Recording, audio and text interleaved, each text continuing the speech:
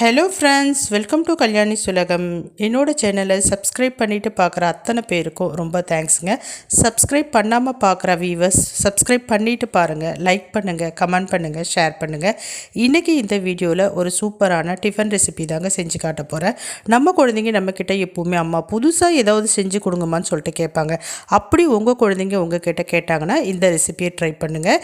இதுக்கு bread slices எடுத்துக்கலாங்க. நான் ஒரு 10 பிரெட் ஸ்லைசஸை எடுத்து துண்டு துண்டாக கட் பண்ணிக்கிறேன்.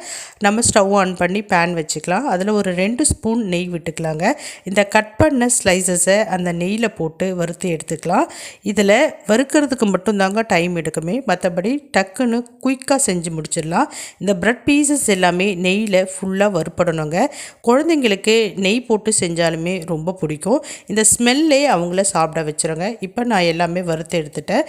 இப்போ மறுபடியும் பேனில் 1 ஸ்பூன்லேருந்து 2 ஸ்பூன் அளவுக்கும் எண்ணெய் சேர்த்துக்கலாம். இதில் கொஞ்சமாக ஒரு 1/2 ஸ்பூன் அளவுக்கு சோம்பு, 1/2 ஸ்பூன் அளவுக்கு ஜீரகத்தை நல்லா உதுத்து நுணுக்கி சேர்த்துக்கலாங்க. இப்படி சேர்த்த பிறகு இதில் ஒரு 2 பூண்டை நல்லா குட்டி குட்டியாக சாப் பண்ணி அதில் சேர்த்துக்கலாம். இது கூட சும்மா ஒரு பேருக்கு ஒரு 2-3 சின்ன சின்ன துண்டு பச்சை மிளகாவை சேர்த்துக்கலாம். ரொம்ப காரம் சேர்க்க வேணாம். இது முழுக்க குழந்தைங்களுக்கானது தாங்க, அதனால் கொஞ்சமாக சேர்த்துக்கலாம். இது கூட கருவேப்பிலை, கொத்தமல்லி கொஞ்சம் சேர்த்துக்கலாங்க. இதனுடைய வாசனை ஃபுல்லாக ஸ்ப்ரெட் ஆகிற வரைக்கும் நல்லா நம்ம வறுத்து எடுத்துக்கலாம். இப்போ இது கூட 2 வெங்காயம் சேர்த்துக்கலாங்க. அதிகபட்சமாக 2 வெங்காயம் சேர்த்துக்கலாம். இது கூட நல்ல பொடியாக நறுக்கிட்டு சேர்த்துக்குங்க. வெங்காயம் நல்லா வதங்கணுங்க.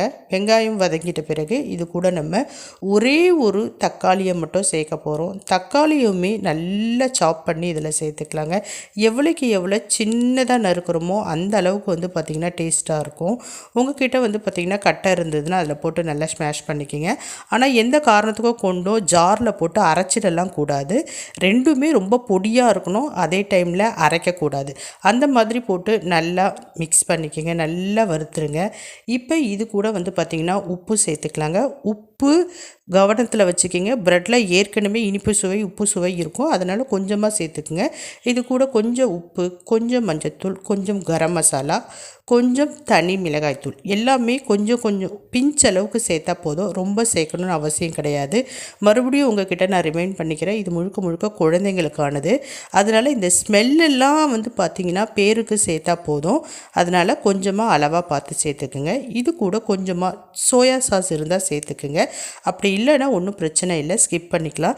இதில் கொஞ்சமாக வதங்கின பிறகு கொஞ்சமாக தண்ணி விட்டுக்குங்க. ஒரு 1/2 டம்ளர் அளவுக்கு தண்ணி விட்டால் போதும். தண்ணி நிறைய சேர்க்கக்கூடாது. இந்த தண்ணி விட்டு நல்லா கொதிக்க வைக்கணுங்க. ஃபுல்லாக ஒரு தொக்கு பதத்துக்கு வரணும். வந்த பிறகு இந்த ப்ரெட்டை எல்லாத்தையும் போட்டு அதில் கிளறி எடுத்தோன்னா சூப்பரான பிரெட் மசாலா ரெடி ஆகிடும். இந்த மசாலாவை குழந்தைங்களுக்கு காலையில் தரலாம், இல்லை ஈவினிங் டைமில் ஸ்கூல் விட்ட பிறகு தரலாம், இல்லாட்டி நைட் டிஃபன் மாதிரி கூட தரலாங்க. இது ரொம்ப ஸ்மெல்லு பார்த்திங்கன்னா நெய் ஸ்மெல் தூக்கலாக இருக்கும். டேஸ்ட்டும் குழந்தைங்களுக்கு கண்டிப்பாக பிடிக்குங்க. ட்ரை பண்ணி பாருங்கள். எப்படி இருக்குது அப்படின்றத கமெண்ட் செக்ஷனில் சொல்லுங்கள். பாய்.